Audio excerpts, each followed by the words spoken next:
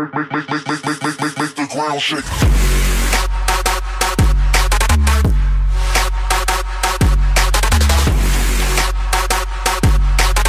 Hello YouTube, this is Bleach chapter 682 review, and this chapter, I really did like it, but before I get into the review, I just want to clarify that I messed up last chapter when I mentioned Ginjo and said that the stuff was bullcrap.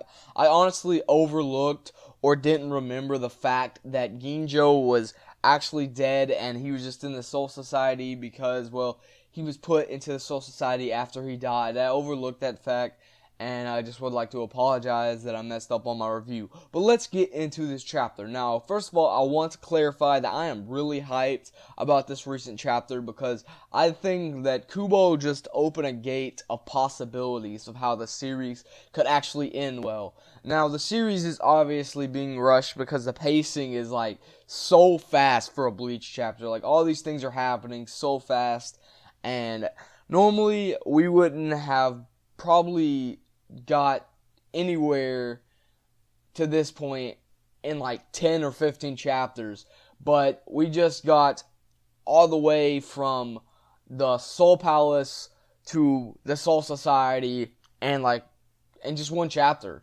So that was really fast, and honestly, this stuff it's really good, but it feels so rushed. Now, one thing I do want to mention is we need to remember Chair-sama. Chair-sama, may you rest in peace. We will always miss you, Chair-sama. But now, okay, alright. On a serious note, Aizen is out of that chair, and ooh, this is hype because now that he's out of this chair, he's gonna go against Joabak, and the first thing that come out of Aizen's mouth was, "Welcome to my Soul Society." Not the Soul Society, not your Soul Society, Joabak, my Soul Society. So, he's basically like, yeah, I'm gonna beat you, and this is my Soul Society. That made no sense what I just said. This is my Soul Society.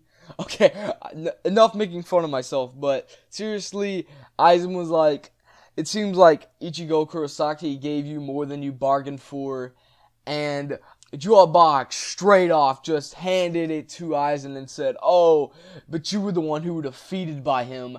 I was like, oh, so they're trash talking now.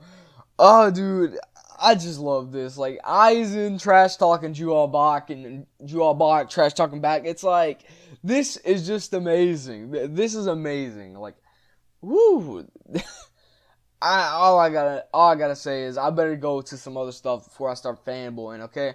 So, the part with Uryu, I found that really interesting, and a point I didn't find this myself, but James Hansen mentioned in his review that the arrow that was given to Uryu was actually an arrow that Ryuken actually got from Uryu's mother after dissecting her so many times, and that's how he got that silver plate arrow that is supposedly going to take down Joabak. And that's kind of dark, because I know we'd seen previously how Ryuken was dissecting Uryu's mother, and it was really weird. It was really weird, and we didn't get too much of it. But now we figure out why he was doing that, and to go that far just to get that silver-plated arrow, that's just crazy. That's crazy. So now Uryu has this arrow, and it seems like Uryu is probably going to head off to the Soul Society, and, well, he'll probably join the fight.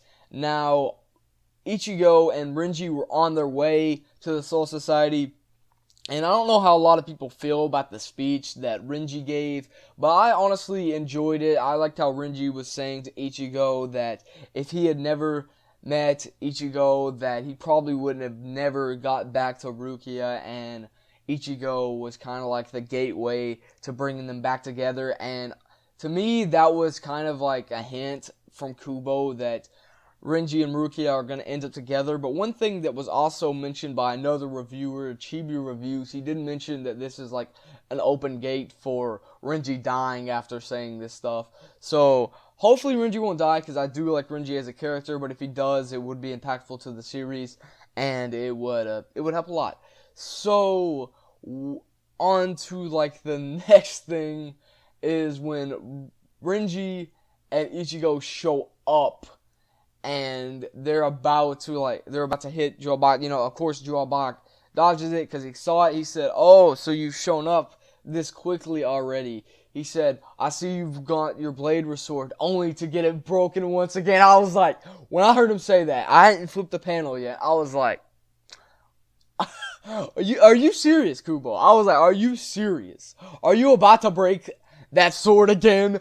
Are you about to have Ichigo shattered, like on the ground, crying in despair again? Are you about to do that? But it seems like that the sword is not broken, it's just cracked a little bit, and Joabak was like, "What good fortune you have, Ichigo." So apparently Joabak, things didn't go the way he planned. Now, probably something to do with Aizen being there is the reason why this has happened. So now that we have Aizen there, we do have an advantage. Now maybe we'll get some more war potentials like Kisuke or Kenpachi, but I don't know about Kisuke because he may be dead. And Ichibei as well, but Ichibei may be dead as well. Like, two of the war potentials, I don't know if they're alive, because Kisuke, we kind of got left off Kisuke about him kind of dying, and then, well, Ichibei as well. Now, Rukia may show up because she's Rukia, and also, if you do remember, Kisuke did mention that it's up to Ichigo and Rukia, so maybe Rukia is going to show up sometime, or maybe not. Maybe it's just going to be the three of them. By three of them, you know what I mean. It's Aizen, Ichigo, and Renji versus Joabak. So maybe it's just going to... Oh, and also Uryu, he's probably going to show up sometime. But that's all I have for this review, guys. Tell me what you thought of this chapter. Anyways, if you enjoyed this review, give me a like, comment down below, tell me what you thought of this chapter. I already said this stuff. Subscribe for more content, guys. Anyways, Zeno is out.